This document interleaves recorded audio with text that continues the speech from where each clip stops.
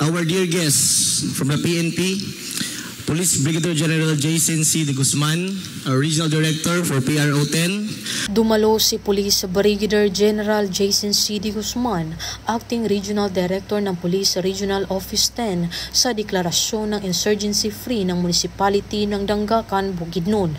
Dinaluhan din ang nasabing okasyon ni Honorable Rogelio Neil P. Roque, Gobernador ng Bukidnon bilang panauhing pandangal at tagapagsalita. Mga opisyal ng LGU ng Dangacan na pinamumunuan ng kanilang punong bayan, Honorable Mark Vincent B. Dandasan at ni Brigadier General Marion T. Ancao, PA Commander ng 103rd BDE, 10th IDPA. Ang munisipalidad ng Dangacan, Bukidnon ay isang halimbawa ng tagumpay na makamit sa pamamagitan ng pagkakaisa at pagtutulungan. Sa pagkakadeklara nito bilang insurgency-free, ipinapakita ng tagumpay na ito ang pinagsama-samang pagsisikap ng Philippine National Police, local government units, Philippine Army at aktibong pakikilahok ng komunidad. Po yung mga nagiging sakripisyo ng ating mga barangay captain, lalo na po with regard dito sa ating insurgency free.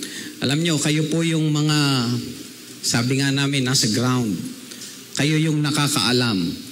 At kayo yung napakahalaga yung role ninyo sa inyong community. Siniguro ng PNP at Philippine Army ang seguridad at kaayusan habang ang LGU naman ay nanguna sa mga programang pangkaunlaran upang mapaunlad ang pamumuhay ng mga residente. Ang tagumpay ng Dangacan ay isang patunay na kapangyarihan ng pagtutulungan sa pagbuo ng isang mapayapa at maunlad na bagong Pilipinas.